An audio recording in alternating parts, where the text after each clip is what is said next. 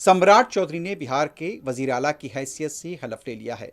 लोक भवन में आज रियासत के गवर्नर सैयद अता हसनैन ने सम्राट चौधरी को हलफ दिलाया। इस मौके पर जनता दल यूनाइटेड के विजेंद्र प्रसाद यादव और विजय कुमार चौधरी ने भी नायब वजीर आला की हैसियत से हलफ लिया। नीतीश कुमार की राज्यसभा की नामजदगी के बाद वजीर आला का ओहदा खाली हुआ था। गुज़िश्ता रोज सम्राट चौधरी को इत्तेफाक राय से एनडीए का लीडर मुंतखब कर लिया गया था और आज उन्हें हलफ दिलाया गया है।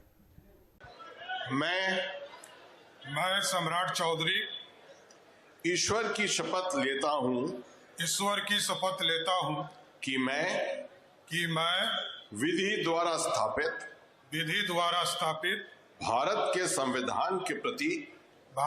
संविधान के प्रति सच्ची श्रद्धा और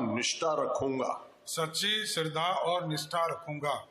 मैं भारत की प्रभुता और अखंडता अक्षुण्ण रखूंगा। मैं बिहार राज्य के मुख्यमंत्री के रूप में अपने कर्तव्यों का श्रद्धापूर्वक और शुद्ध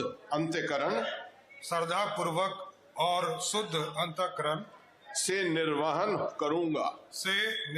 करूंगा तथा मैं भय या पक्षपात अनुराग या द्वेष के बिना